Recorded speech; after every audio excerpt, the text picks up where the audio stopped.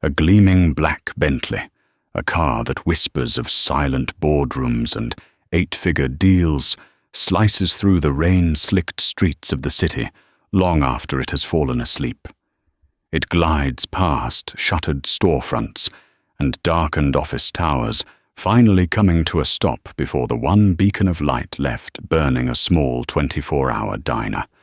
The man who steps out is Jonathan Cartwright, a name synonymous with innovation and ruthless success. But tonight his tailored suit is rumpled, and his face is a mask of exhaustion. He's not looking for a meal. He's running from the ghosts that haunt his billion-dollar empire, never suspecting that the tired waitress about to take his order holds the one key that can unlock them all. The bell above the door of the Night Owl Diner gave a weary jingle as Jonathan Cartwright stepped inside. The sound seemed too loud in the cavernous silence of 3 a.m. Rainwater dripped from the hem of his cashmere overcoat, pooling on the worn linoleum floor. The air was thick with the comforting greasy scent of old coffee-frying bacon and something vaguely sweet like pancake batter. It was an aroma from a life he hadn't lived in 30 years. The diner was an island of tired light in the dark, wet city. Only 2 other souls were present. A trucker hunched over a plate of steak and eggs at the far end of the counter, his face illuminated by the glow of his phone. And the waitress. She was wiping down the chrome counter with a practiced circular motion, her back to the door. She wore a simple faded blue uniform, her honey blonde hair pulled back in a loose, functional ponytail. When the bell chimed, she didn't startle. She simply finished her wipe, placed the rag in a bucket below the counter, and turned.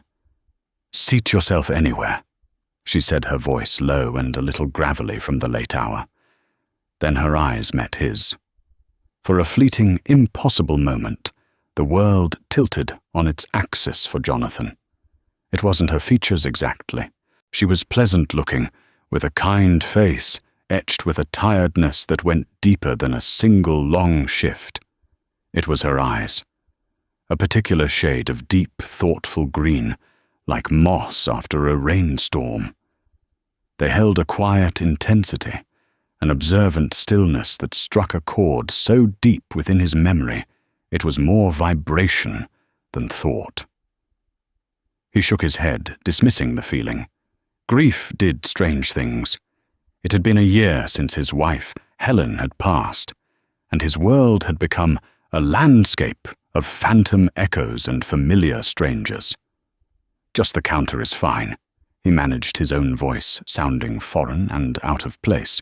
He slid onto a red vinyl stool that squeaked in protest. The polished surface was cool beneath his hands. The waitress approached, grabbing a heavy ceramic mug and a menu that had seen better days. "Coffee.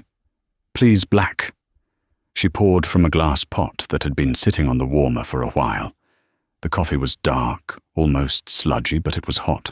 He wrapped his hands around the mug, letting the warmth seep into his cold fingers. "Haven't seen you in here before," she said, her tone conversational, not prying. She set the menu down, but didn't push it on him. She seemed to understand he wasn't here for the food. "Just passing through," he lied. He wasn't passing through. He was aimlessly driving a ghost in his own life, circling the silent, empty mansion that felt more like a mausoleum every day. Helen had filled that house with laughter and light. Now its marble halls only amplified the sound of his own breathing. He looked at her again as she took the trucker's empty plate. There was an economy to her movements, a grace born of endless repetition. He noticed her hands. They were clean and capable, but her knuckles were slightly red, her nails cut short. They were a working woman's hands. "Anything else for you, Gus?" she asked the trucker. "That'll do me, Beth. Best steak I've had all week," the man rumbled, pushing himself up from the stool. Beth. The name meant nothing to him, and yet the feeling lingered. This strange, unnerving sense of displaced familiarity. He watched her as she rang up the trucker's bill, the way she tilted her head slightly when she listened, a small frown of concentration on her face. It was that tilt of the head, a memory sharp and painful as a shard of glass pierced the fog of his exhaustion. He was 16 again, standing on the scorched earth where his house used to be. The smell of ash and wet charcoal was suffocating. His parents, his little sister, all gone. He was alone, a ward of the state, living in a small, sterile room in a foster home in Oak Haven, Pennsylvania. His neighbor, a kindly elderly man with a shock of white hair and gentle eyes, would sometimes bring him books from the local library. The old man's wife had passed years ago, and he lived with his daughter and young granddaughter. Jonathan remembered the granddaughter, a quiet girl of about 8 or 9, who would sometimes stand shyly in the doorway. She had a ponytail and serious, watchful eyes, and when her grandfather spoke to her, she would tilt her head in exactly that way, with that same focused frown. The memory vanished as quickly as it came. It was absurd. A coincidence. Oak Haven was a lifetime ago, a place he had systematically erased from his official biography, a painful prologue to the legend of Jonathan Cartwright, the self-made tech titan. Decided on anything? Beth asked, her voice pulling him back to the present. Her green eyes were on him again. Moss after a rainstorm.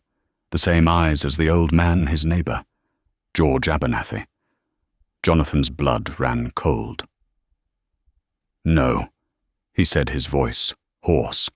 He fumbled in his pocket, pulling out a wad of cash and dropping $100 bill on the counter. For the coffee. Keep the change. He stood up so quickly the stool scraped loudly against the floor. He had to get out of there. He had to get away from those eyes, from the ghost of a past he had buried under 30 years of relentless ambition. Sir, this is too much, she called after him, concern in her voice. But he was already pushing the door open, the weary jingle of the bell mocking his escape as he fled into the cold, unforgiving rain. He didn't see the look on her face as he left, not confusion, but a profound, sorrowful recognition. She had been waiting for this moment for a very long time. Sleep, when it finally came, was a battlefield. Jonathan was haunted by fractured dreams of fire and rain, of a large, calloused hand pressing a worn, leather-bound book into his own, and of a little girl's green eyes watching him from a distance. He awoke in his king-sized bed, the silk sheets tangled around him, his heart hammering against his ribs. The sun was trying to break through the grey morning sky, but the gloom in his sprawling mansion remained. He spent the day in a haze of distraction. He chaired a virtual board meeting with his team in Tokyo, his voice crisp and authoritative as he dissected quarterly earnings reports, but his mind was miles away in a greasy spoon diner with worn linoleum floors. He barked at his personal assistant, cancelled his afternoon appointments, and paced the length of his art gallery, the priceless masterpieces on the walls nothing more than blurred shapes. The feeling wouldn't leave him. It was more than just a fleeting sense of déjà vu. It was a splinter under the skin, a dissonance in the carefully composed symphony of his life.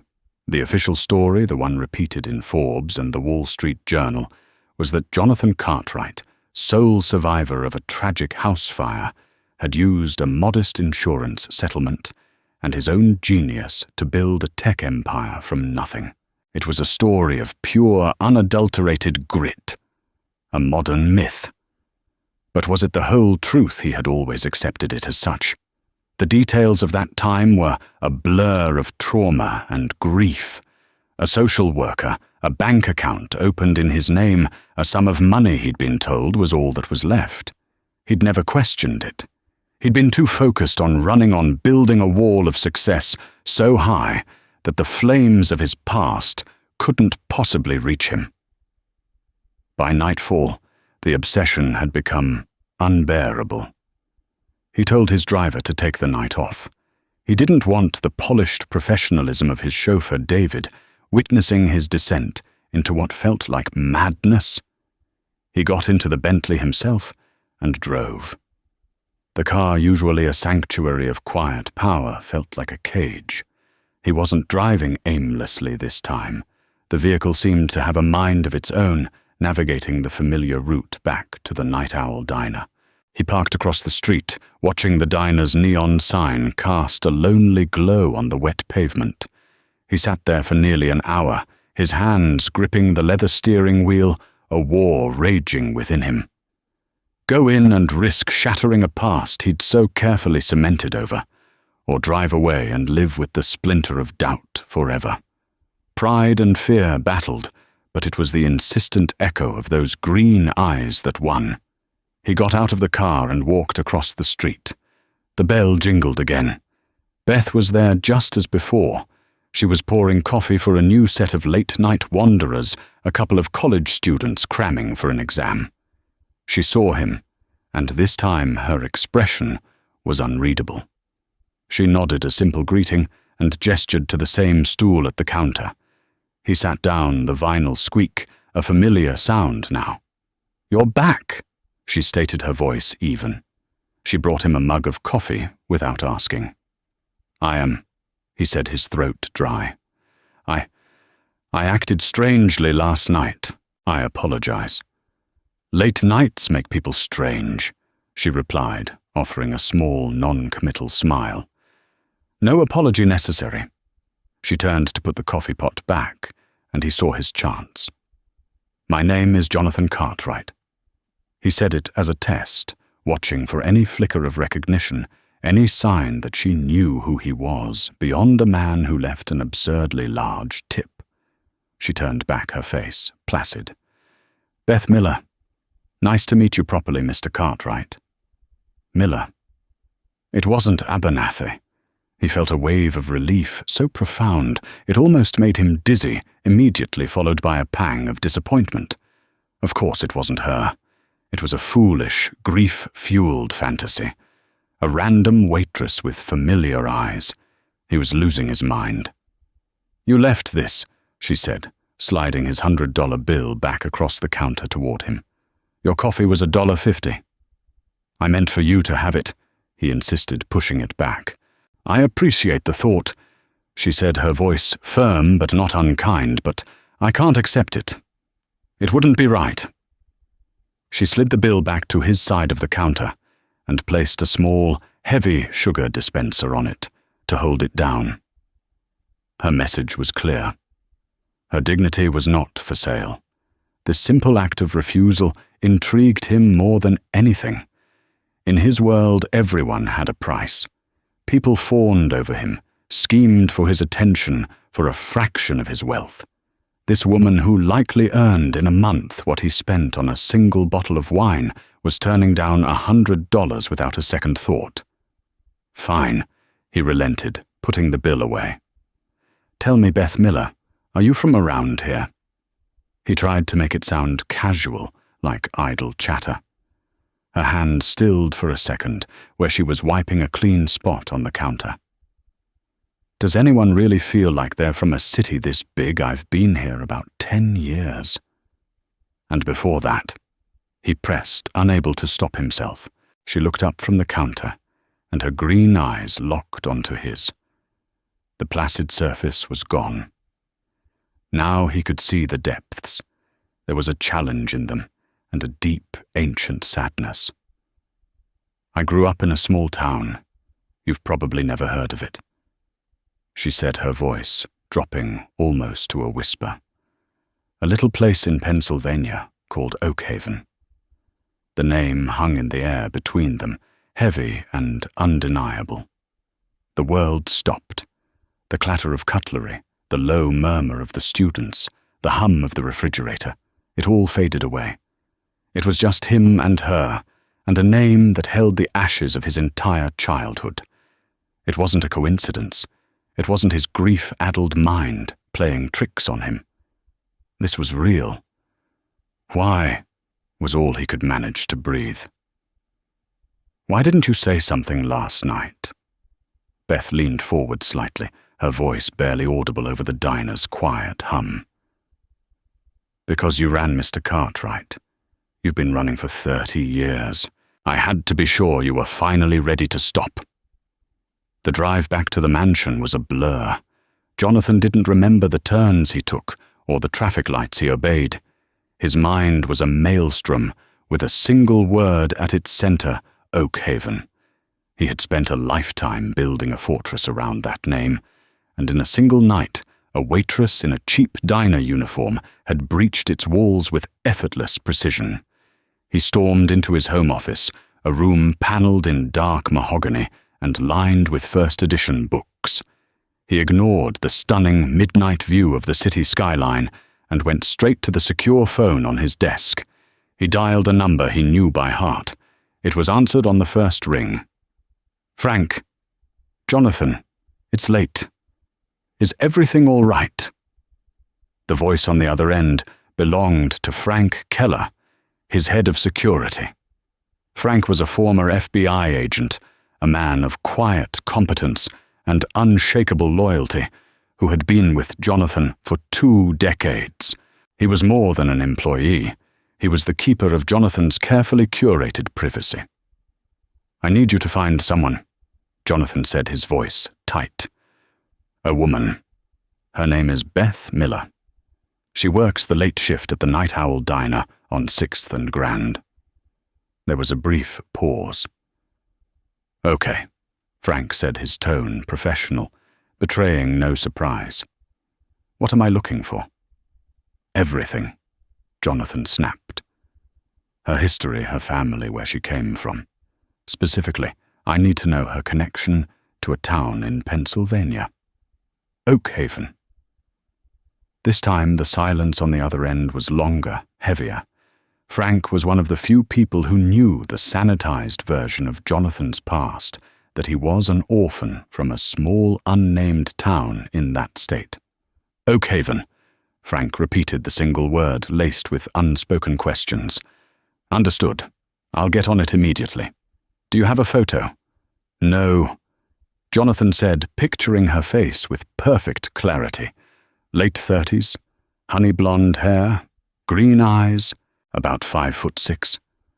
He stopped realizing how closely he'd been observing her. Just find her, Frank. I want a full report on my desk by morning. No stone unturned. He hung up without saying goodbye. For the rest of the night, he paced the length of his office like a caged animal. The past was no longer a distant, hazy memory. It was a living, breathing thing, and it had a name. Beth Miller. Who was she? The shy little girl from next door.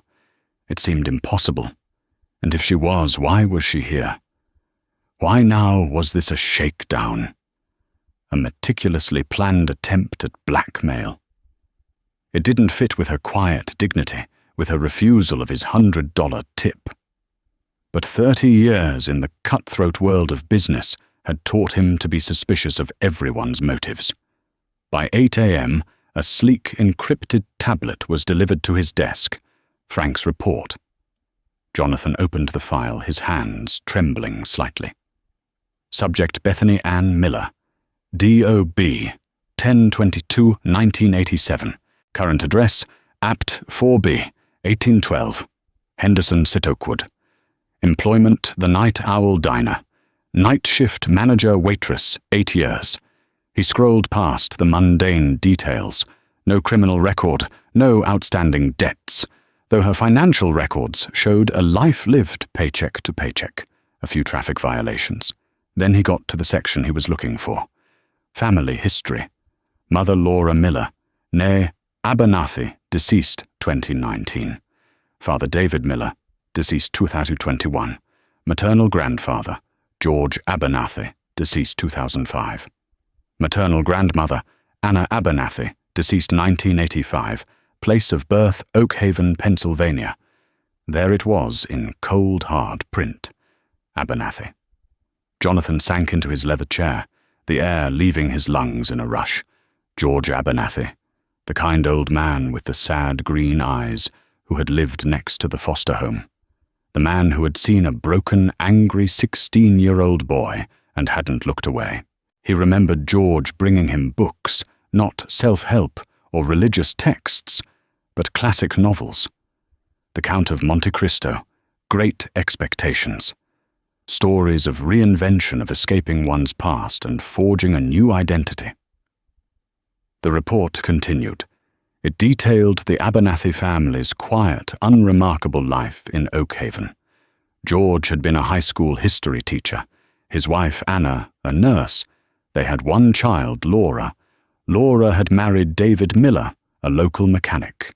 They had one child, Bethany. Beth. Frank had gone further. He had dug into old financial records, property deeds, local archives.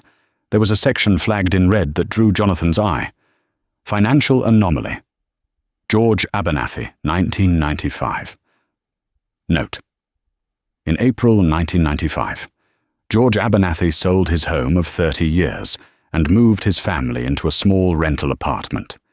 In the same week, financial records indicate the liquidation of a significant personal asset, a collection of rare coins. The proceeds, estimated at the time to be approximately $50,000, were withdrawn in cash. There is no record of where this money went. The family's financial situation declined notably following this period. April 1995. The date was branded into Jonathan's soul. That was the month after the fire. That was the month the social worker had taken him to a bank and helped him open an account. That was the month a deposit had been made, $50,000. The insurance settlement, they had told him. A modest sum, but enough. Enough for a brilliant, desperate boy to buy a used computer, pay for a year of community college courses in programming, and rent a tiny room where he would lay the foundations of his empire. He had always thought the amount was strangely specific, oddly generous for a small-town insurance policy on a working-class home. But in his grief and fierce desire to move forward, he had never questioned it. He had accepted the story. He had built his life on it. Now that foundation was cracking. $50,000, the life savings of a high school history teacher, a collection of rare coins, likely a lifetime's passion sold. Withdrawn in cash. He stared at the words on the screen, but he was seeing George Abernathy's face, the kind wrinkles around his green eyes. He was remembering the last time he saw him. Jonathan was 18, about to leave Oakhaven for good, to disappear into the anonymous hustle of the city. "You have a good mind, son," George had said, his hand on Jonathan's shoulder. "Build something that lasts. Build something good." Jonathan had nodded, embarrassed and eager to leave. He had never looked back, never sent a letter, never made a phone call. In his ruthless climb to the top, he had forgotten all about the kind old man from Oakhaven. But the old man's family hadn't forgotten him. His granddaughter was now serving coffee in a diner, her life irrevocably shaped by an act of kindness he had never even known to acknowledge. He closed the tablet. The questions were gone, replaced by a certainty so cold and heavy it felt like a stone in his gut. His entire life, his self-made narrative, was a lie built on the quiet sacrifice of a good man. He knew what he had to do. This couldn't be resolved with a phone call or a check sent by a lawyer. He had to go back. Back to the diner, back to the woman with her grandfather's eyes, and for the first time in 30 years, he had to face the ghost of Oakhaven. That night, the rain had stopped, but the air was cold and sharp. Jonathan didn't take the Bentley. He took a simple black sedan from his collection, a car that wouldn't scream of wealth and power.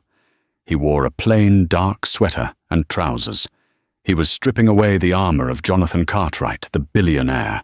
Tonight, he needed to be Jonathan the boy from Oakhaven. When he entered the diner, the bell's jingle sounded like a summons. Beth was behind the counter, refilling salt shakers. She looked up as he entered, and her expression was different this time. There was no surprise, no professional mask, just a quiet, weary resignation, as if she knew this conversation was inevitable. He slid onto the same stool. It felt like his assigned place in this strange new reality. She walked over her movements, deliberate. She didn't bring coffee. She just stood on the other side of the counter, her hands resting on the cool chrome surface, and waited. The silence stretched between them, thick with unspoken history. "Your mother was Laura Abernathy," Jonathan said, his voice low and steady. It wasn't a question. "Yes," Beth replied, her voice equally quiet. "I knew your grandfather." George.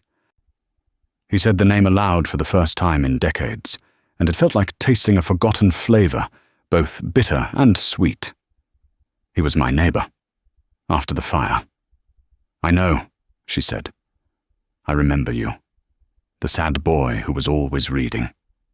The words sent a jolt through him. That's who he was. Not a prodigy, not a future titan of industry.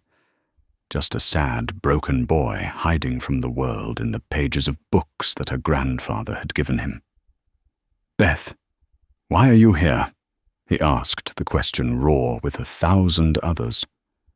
"After all this time, why now? Is this about money?" He hated how crass the question sounded, but he had to ask. He had to know her motive. A flicker of something, anger or maybe hurt, crossed her face before being replaced by that profound weariness. "You think after 30 years I tracked you down to ask for a handout?" She gave a short, bitter laugh. "Mr. Cartwright, you have no idea who my grandfather was. His charity didn't come with a price tag." "Then why?" He pressed his voice, rising slightly. "Why work in this diner in this city? You could have found me at any time. Why wait until I stumbled in here by accident?" "It wasn't an accident, or," she said softly, and the words landed like stones. "Not for me. I've been working here for 8 years. I knew you lived in this city. I knew about your company's headquarters, about the galas you attended. I've seen your picture in magazines 100 times. I knew that men like you, men who have everything, are often the most haunted. I knew that sooner or later you'd get tired of the silence in your big, empty house. You'd start driving at night, looking for something you couldn't name. I just had to be patient." He stared at her, stunned into silence by the sheer, calculated patience of her plan. She had laid a trap, not of aggression, but of quiet waiting. She had trusted his ghosts to eventually lead him to her. "The money," he said, his voice barely a whisper. "The $50,000, the insurance settlement." There was no insurance settlement. Beth said, her voice flat, devoid of accusation. It was a simple statement of fact, which made it all the more devastating. "Your parents' policy had lapsed 2 months before the fire. They were behind on the payments.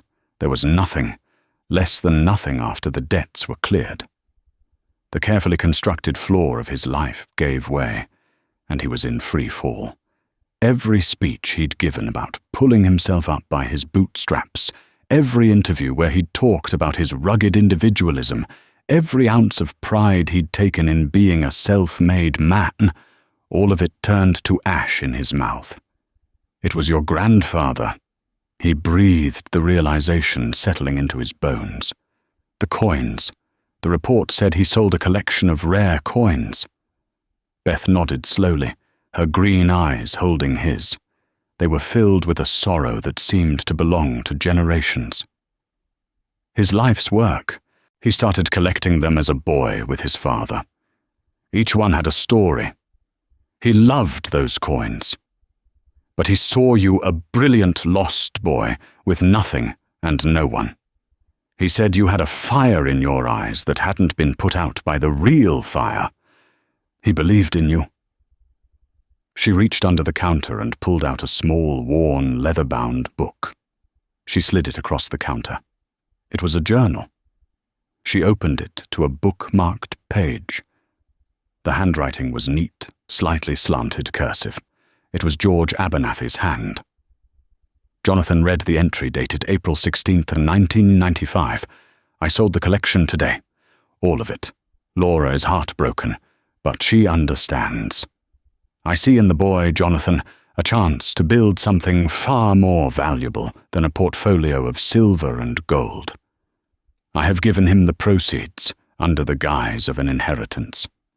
He is too proud to accept charity. Let him think he is on his own. Let him build his own legend. My only hope is that he builds something good, something that adds a little light to a world that has shown him so much darkness. It is a gamble, but he has the mind of an architect and the spirit of a survivor. A good man is a better legacy than a box of old coins.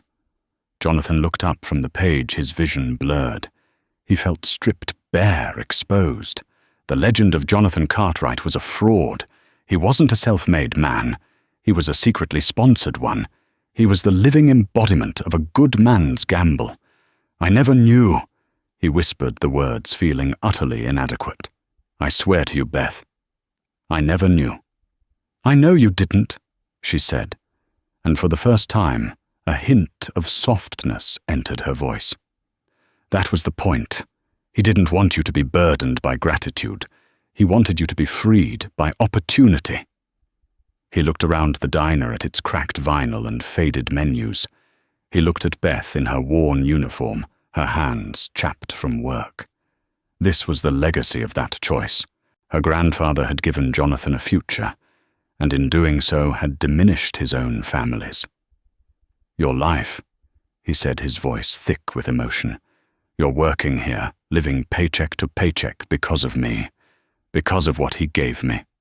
My life is my own, she said with a flash of pride. I'm not here for reparations, Mr. Cartwright. I'm not here for a check. Then for God's sake, Beth, why, he pleaded, what do you want from me? She held his gaze, and the full weight of 30 years of silent sacrifice and secrets finally came to bear. I want you to understand, she said, her voice clear and strong. I want you to know the real story of how you began. And I want you to finally ask yourself the question my grandfather wrote in his journal, are you building something good? The question hung in the air, more damning than any accusation. Are you building something good? Jonathan Cartwright had built the largest, most successful software logistics company on the planet. Cartwright Solutions was a marvel of efficiency, a behemoth that had revolutionized global shipping and made him one of the wealthiest men in the world. He had built something powerful, something profitable, something big. But was it good? He thought of the ruthless takeovers, the thousands of jobs automated out of existence, the relentless focus on shareholder value above all else. He had created efficiency, but had he created happiness? He had built a monument to his own ambition, but he had never stopped to consider the lives of the people who laid its foundation, not just George Abernathy, but the countless employees who were cogs in his vast machine. Tell me everything, he said to Beth, his voice ragged. Please, I need to know. And so in the quiet hum of the night owl diner, as the city outside slept, Beth Miller told him the story. It wasn't a story of bitterness or resentment, but one of simple, hard truths. She spoke of her grandfather, the history teacher who could make the past come alive. He wasn't just a kind old man. He was a pillar of his small community, a man who believed that the value of a life was measured in the positive impact it had on others. After he gave you the money. Beth began, her voice a soft cadence. Things changed. Not overnight. It was a slow decline. We moved from the house I grew up in to a small apartment across town. My grandfather kept teaching, but his spirit was a little diminished. He never spoke of the coins again, but sometimes I'd see him looking at the empty space on his study wall where the display cases used to be. She described her childhood, which was full of love, but shadowed by a constant quiet struggle for money. Her father, the mechanic, worked double shifts. Her mother, Laura, took on part-time work cleaning houses. There were no family vacations, no expensive gifts, no college fund waiting for her. My mother knew, Beth said. She was the only one he told at first. She was angry. Not at you. She was angry at my grandfather for what she saw as sacrificing his family's security for a stranger, a boy who vanished the second he got the chance. Jonathan flinched. A boy who vanished. It was true. He had taken the opportunity and run, never once looking back at the town that held so much pain for him. But over the years, Beth continued. Her anger softened. We'd see your name at first in small tech journals, then in national news. Cartwright Solutions. My grandfather would clip out the articles and keep them in a scrapbook. He never showed it to anyone, but I knew he had it. It was his proof that his gamble was paying off. He was proud of you. Immensely proud. The thought was a knife in Jonathan's chest. The man whose sacrifice he had never acknowledged had been his silent, secret champion all along. When I was in high school, Beth said, a distant look in her eyes, I wanted to go to a state university to study nursing. My grandmother had been a nurse. It was all I ever wanted. But there was no money. We couldn't even afford the tuition at the community college. She didn't say it with self-pity, just a flat recitation of fact. A door had been closed to her, a direct consequence of a decision made before she was old enough to understand it. So she started working. She bussed tables, worked retail, and eventually found her way to the diner. My grandfather passed away when I was 18.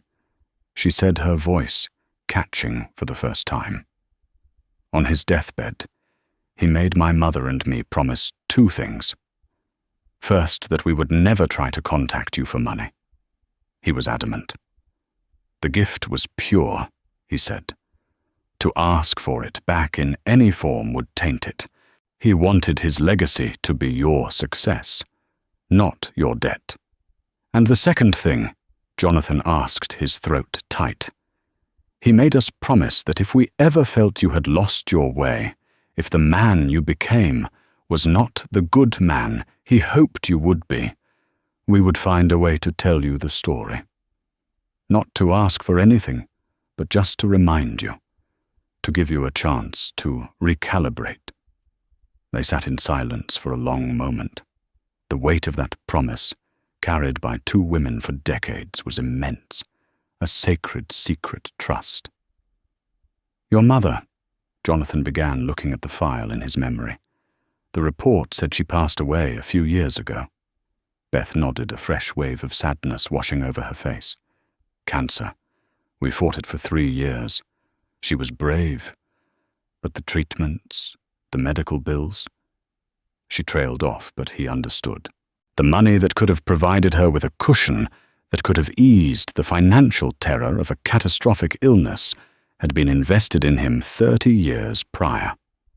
She was the one who told me to come to the city, Beth revealed. A few months before she died, she'd been following your career.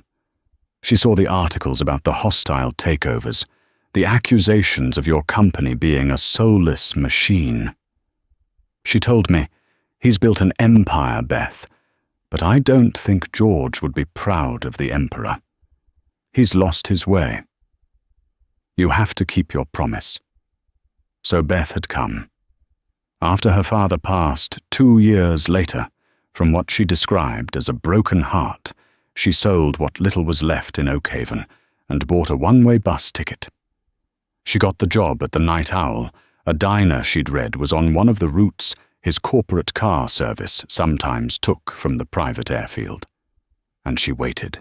For 8 years, she waited serving coffee and pie, her life, in a holding pattern, all to fulfill a deathbed promise to a grandfather she adored and a mother she had lost. Jonathan looked at this woman, at the quiet strength in her eyes, the dignity in her posture. She held no malice for him. She was simply a vessel for a truth he was never meant to know unless he needed to. Her presence was not an accusation. It was a course correction offered a generation later. He finally understood. This wasn't about money. Money was the crudest, most basic part of the equation. This was about legacy. George Abernathy hadn't invested $50,000 in a business. He had invested it in a human soul.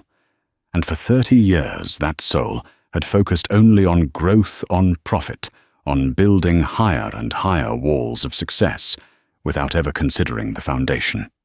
"Thank you," he said the words, feeling small and hollow, but they were all he had. "Thank you for telling me. My grandfather didn't give you that money so you could become just another rich man," she said, her voice now imbued with the strength of her conviction. "There are enough of those in the world.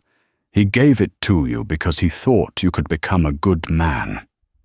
The question is, what are you going to do now that you know?" The sun was beginning to cast a pale grey light over the city by the time Jonathan left the diner. He didn't go home. He had his driver take him to his office. The towering Cartwright Solutions building was dark and silent, a sleeping giant. He took the private elevator to the penthouse floor, his footsteps echoing in the cavernous space. He stood before the floor-to-ceiling window, looking out at the sprawling metropolis he had conquered. His reflection stared back at him, a tired, aging man in a rumpled sweater. The billionaire titan was gone, replaced by a ghost. "What are you going to do now?" Beth's question echoed in the silent office. For the first time in his adult life, Jonathan Cartwright had no strategic plan, no 5-year projection. He was utterly lost. His first instinct, the one honed by decades of solving problems with money, was to write a check. A very, very large check.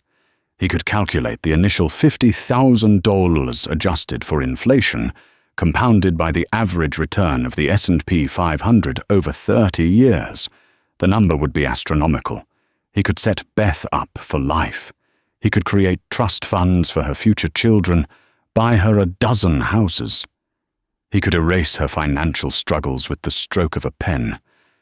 He sat at his massive obsidian desk and pulled out a checkbook from a locked drawer. He started to write her name, Bethany Ann Miller, but his hand froze. He remembered the look on her face when she'd pushed the $100 bill back at him. He remembered the words of her grandfather. The gift was pure.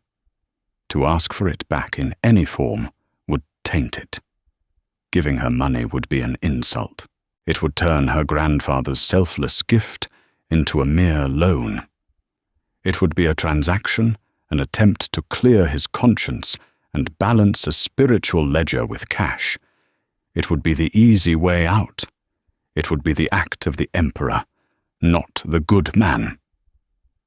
He ripped the check from the book and tore it into tiny pieces. He spent the next 2 days in seclusion. He cancelled all his meetings. He didn't answer Frank's concerned calls. He just sat thought, and for the first time he grieved. He grieved for the parents and sister he'd lost in the fire. He grieved for the wife whose memory he had buried under a mountain of work. And he grieved for George Abernathy, the man who had been a truer father to him than he had ever realized. He grieved for the 30 years he had spent running, building, acquiring all on a false premise. On the 3rd night, he knew what he had to do. He went back to the diner. Beth was there looking more tired than usual. There were dark circles under her eyes. When she saw him, she offered a small, weary smile. He sat down at the counter. "I've been thinking," he said, without preamble. "About your question." She nodded, wiping the counter, waiting. Writing you a check would be the easy thing to do. And it would be wrong, he said. It wouldn't honor him. Or you. A look of profound relief washed over her face. I'm glad you understand that. But I have to do something, he insisted. The debt isn't financial, I see that now. It's moral. And it's not a debt I owe to you. It's a debt I owe to his memory. He paused, choosing his next words carefully. I want to repay his investment, not by giving the money back, but by finally becoming the man he gambled on. He laid a folder on the counter. This isn't a business proposal. It's an idea. I want to start a foundation, the Abernathy Foundation.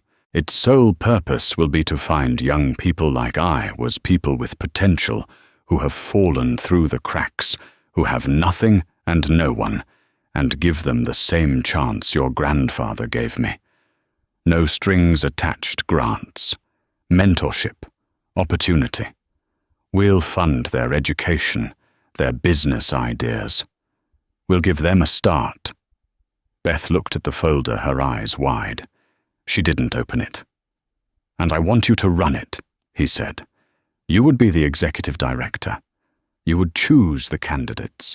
You would be the guardian of his legacy. You understand what he was about, in a way I'm only just beginning to learn. You'd be paid a handsome salary, of course, but this wouldn't be a handout.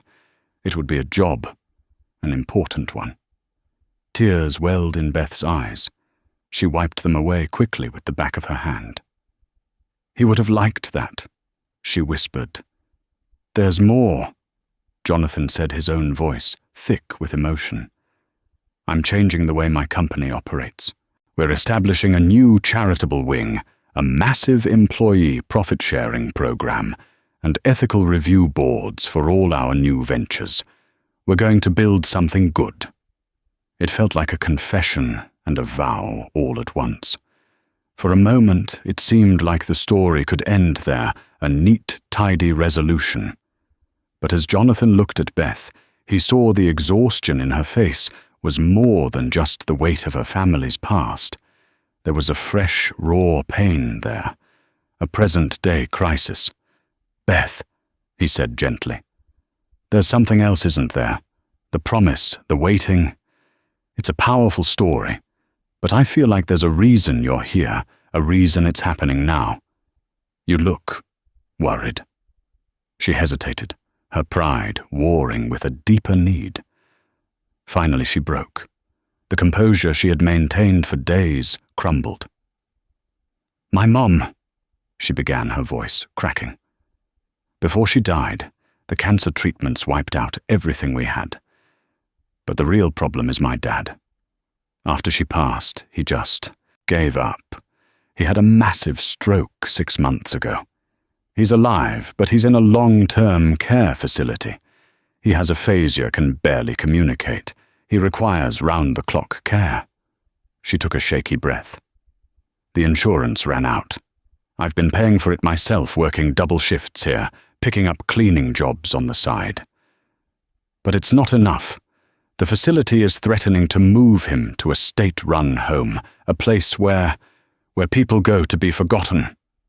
I'm 3 months behind on the payments. They're giving me until the end of the month. Here was the second twist, the one grounded, not in the distant past, but in the brutal, terrifying present. Her vigil hadn't just been about fulfilling a promise. It had become a desperate last-ditch hope. She wasn't an avenging angel of the past. She was a desperate daughter trying to save her father. Why didn't you tell me? He asked, his heart aching for her.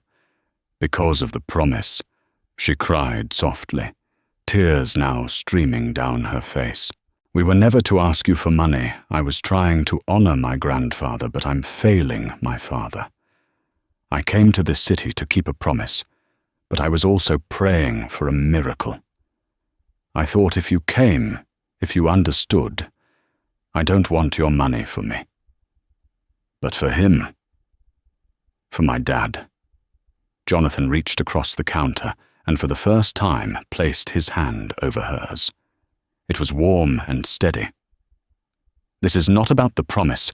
Beth," he said, his voice firm and full of a purpose he hadn't felt in years. "This is not charity. Your father David, his life was also diminished because of your grandfather's gift to me. He worked himself to the bone for his family. This isn't a handout. This is settling a family debt. Let me help him. Let me help you." The transaction he had been looking for was finally clear. It wasn't about repaying the $50,000. It was about repaying a lifetime of quiet struggle. It was about giving back the peace of mind that had been sacrificed for his sake a generation ago. The next morning, Jonathan Cartwright moved with a speed and ferocity his board of directors would have recognized instantly, but his focus was entirely new. He wasn't acquiring a company. He was saving a man. He made one call to his personal physician, who in turn made a call to the top neurologist in the country. Within hours, David Miller was being transferred by private medical transport from the mediocre long-term care facility to a world-class neurological rehabilitation center. Jonathan didn't just pay the past due bills. He paid for a full year of the best care money could buy, including experimental therapies for stroke and aphasia recovery. He met Beth at the new facility. She was standing by her father's bedside, her hand holding his, her face a mixture of disbelief and overwhelming gratitude. David was sleeping peacefully in a bright, clean room overlooking a garden, a stark contrast to the grim institutional ward he had been in before. "I don't know what to say," Beth whispered as Jonathan entered the room. "Thank you is too small a word." "Don't thank me," he said softly, looking at the frail man in the bed. "This is just the first payment on an old debt." In the weeks that followed, Jonathan underwent a profound transformation. The Abernathy Foundation was no longer just an idea. It became his singular obsession. He brought in the best legal and philanthropic minds to structure it, endowing it with an initial fund of $500 million. He put the official announcement on hold, wanting everything to be perfect first. He insisted that Beth take a leave of absence from the diner to oversee her father's care and to begin the groundwork for the foundation. He set her up with an office staff and a simple first directive: find the first 10 Abernathy scholars. Find the kids who have that fire in their eyes. Beth flourished. Freed from the crushing weight of financial desperation, her natural intelligence and compassion shone. She had an innate ability to see past a troubled exterior to the potential within, just as her grandfather had. She poured all her energy into the project, working with social workers and guidance counselors in underserved communities. Jonathan, meanwhile, was waging a quiet revolution at his own company. He met with his stunned board and announced the new direction for Cartwright Solutions. Profits would no longer be the sole metric of success. From now on, they would also be measured by their community impact score. He faced resistance, of course. Some board members threatened to quit. A few major investors balked, but Jonathan, for the first time, was unmovable. He wasn't fighting for market share. He was fighting for his soul. He and Beth began meeting regularly, not in a boardroom, but at the neurological center in the quiet garden outside David's room. They would talk about the foundation's applicants, their stories of hardship and resilience echoing his own. In these conversations, a new kind of relationship formed, not romantic, but something deeper. It was a bond of shared history, of a past that had been unearthed and was now being used to build a future. He learned about the small joys of her life, and she began to see past the billionaire facade to the lonely, sad boy he still sometimes was. One crisp autumn afternoon, about 3 months after their first meeting, Beth got a call from her father's speech therapist. She rushed to his room with Jonathan, following a few minutes later. The therapist was holding up a picture of a small house with a big oak tree in the front yard, a photo of the old Abernathy home in Oakhaven. "David," the therapist said, gently, "can you tell me what this is?" David Miller looked at the photo, his eyes clouded for so long, showing a flicker of recognition. He struggled his mouth, forming unfamiliar shapes. Then, a single, clear word emerged, his first in almost a year. "Home," he whispered. Beth sobbed, throwing her arms around her father. Jonathan stood in the doorway, his own eyes burning. He wasn't just watching a medical breakthrough.